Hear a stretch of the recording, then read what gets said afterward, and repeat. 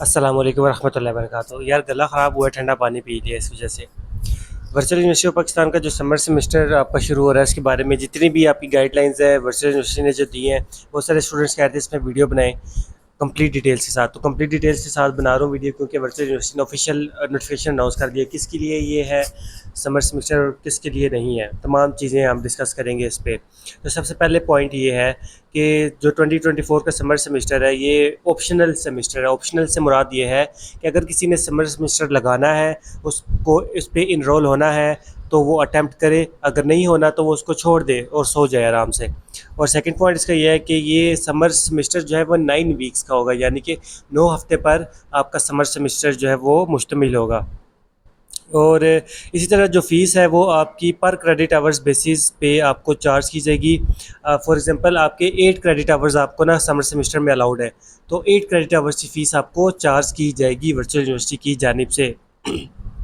तो इसका मतलब ये है कि फ्री नहीं है, ये आपको फ़ीस देनी है।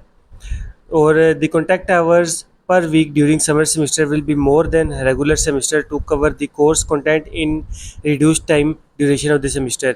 फोर्थ पॉइंट इसमें यह है कि आपके जो नॉर्मल अगर फॉर एग्जांपल एक हफ्ते में 3 क्लासेस आती थी ना नॉर्मल सेमिस्टर में, तो आपके समर सेमिस्टर में एक हफ्ते में हो सकता है 12 क्लासेस अपलोड हों, क्योंकि उन्होंने 9 हफ्ते में पूरा सिलेबस कवर भी करना है। उसमें आपके मिड टर्म भी लेने हैं, उसमें उन्होंने फाइनल टर्म भी लेने हैं, आपकी जीडीबी असाइनमेंट्स और क्विज़ेस वगैरह भी होंगे। तो वो आपको हो सकता है आपको उन 9 वीक्स में ज़्यादा मेहनत करने की ज़रूरत पड़ जाएगी। ठीक है, समर सेमेस्टर पे रेगुलर सेमेस्टर जो होते हैं उससे ज़्यादा आपके लेक्चर्स वगैरह आपके जो है वो अपलोड हुआ करेंगे और सेमेस्टर एक्टिविटीज़ वगैरह हुआ करेंगी। फिफ्थ पॉइंट इनका ये है कि जो एकेडमिक और असेसमेंट एक्टिविटीज़ है ना वो कंडक्ट होंगी समर सेमेस्टर में as per the university academic regulations.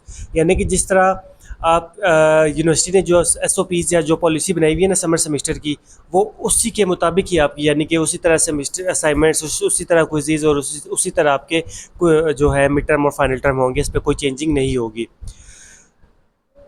Student हाँ, सिक्स पॉइंट ये है कि कोई भी स्टूडेंट है उसको एक सेमेस्टर एटलीस्ट पढ़ा हुआ होना चाहिए। ऐसा नहीं है कि अगर आप फर्स्ट सेमेस्टर में तो आप समर सेमेस्टर में इनरोल हो सकते हैं, आप नहीं हो सकते। आपने जब तक एक सेमेस्टर कंप्लीट नहीं किया हुआ होगा तब तक आप समर सेमेस्टर में इनरोल नहीं हो सकते।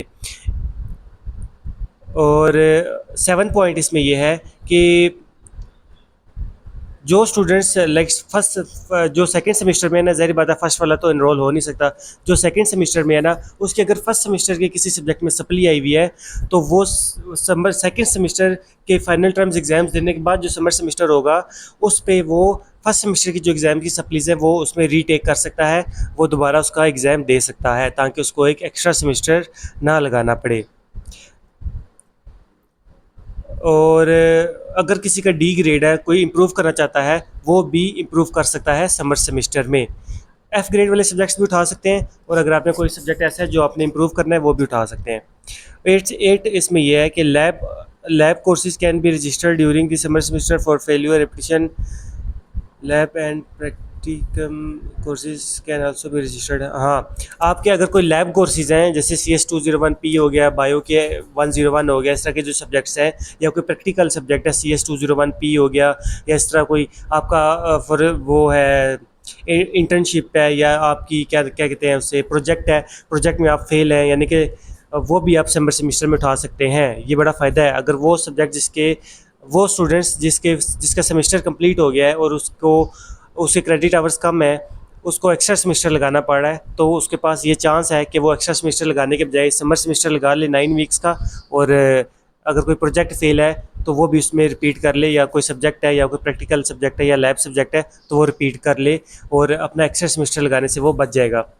और 9 पॉइंट ये है कि अच्छा हाँ, मैं ज़्यादा से ज़्यादा 8 क्रेडिट आवर्स आप रख सकते हैं, जिसमें आप 2 थ्योरी के सब्जेक्ट रख सकते हैं और एक लैब कोर्सेज, यानी कि थ्योरी के 2 subjects 3 credit hours plus 3 credit hours 6 credit hours, और जो लैब कोर्स है वो 2 क्रेडिट आवर्स का होता है। तो 3 3 6 और 2 7 8 क्रेडिट आवर्स आप मैक्सिमम रख सकते हैं। और student can enrol in the advance courses for the next semester.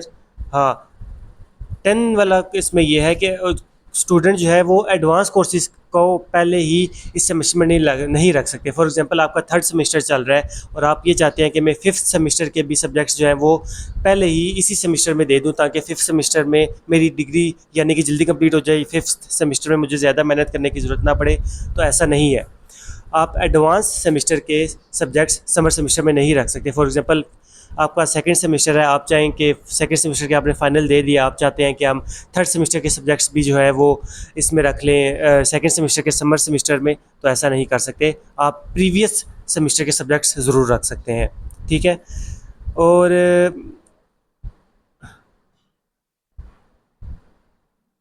और ठीक है, मिड टर्म और फाइनल टर्म एग्जामिनेशन 8.11 ये है कि mid term and final term examination summer semester will be conducted according to the given schedule. हाँ, mid term और final term की जो है वो डेट्स भी आ गई हैं, वो भी मैं आपको बताता हूँ। और 12 पॉइंट ये है कि यूनिवर्सिटी ने जो पॉइंट्स दिए हैं इसमें अमेंडमेंट या इसमें अगर कोई डिसकंटिन्यू करना चाहे वो समर सेमेस्टर को तो वो कर सकती है। ये ज़रूरी नहीं है कि नेक्स्ट सेमेस्टर में भी आपका समर सेमेस्टर होगा या नहीं, लेकिन चांस है, मतलब 80% चांस है कि ये अब यूनिवर्सिटी इसको रेगुलराइज कर देगी और ये हर सेमेस्टर में आपका समर सेमेस्टर हुआ करेगा।